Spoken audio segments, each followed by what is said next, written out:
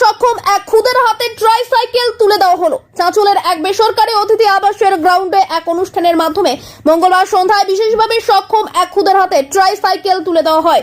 সেখানে এদিন উপস্থিত ছিলেন চাঁচলের বিধায়ক নিহার রঞ্জন ঘোষ, চাঁচল পঞ্চায়েতের সদস্য অমিতেশ পান্ডে, চাঁচলের IC Abhijit Dutta, Malda merchant chamber of কমার্সের সভাপতি জয়ন্ত কুণ্ডু, চাঁচল মার্চেন্ট অ্যাসোসিয়েশনের চেয়ারম্যান প্রাণগোপাল পোদ্দার, যুগ্ম সম্পাদক পঙ্কজ ডালমিয়া ও সুদীপ্ত ঘোষ সহ অন্যান্যরা। উল্লেখ্য, চাঁচল বিধানসভা এলাকার বাসিন্দা বিশেষভাবে সক্ষম ওই খুদের পরিবারের তরফে চাঁচলের বিধায়ক নিহার রঞ্জন ঘোষের কাছে ট্রাইসাইকেলের আবেদন জানায়। চাঁচলের বিধায়ক নিহার রঞ্জন ঘোষ ওই খুদের পরিবারের আবেদনের কথা মালদা চেম্বার অব কমার্সের কাছে জানায়।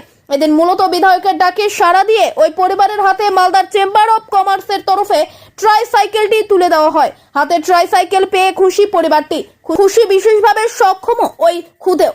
ব্যুরো রিপোর্ট, আমাদের চাঁচল। সঙ্গে থাকুন, দেখতে থাকুন আমাদের চাঁচল।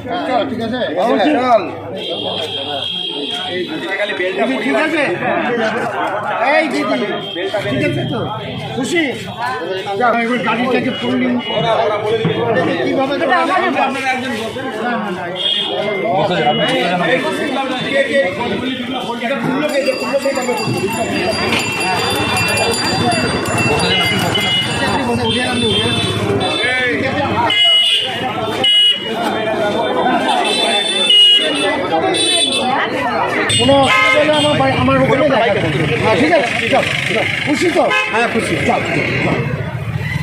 চলো আমি জয়ন্তপুর যাই।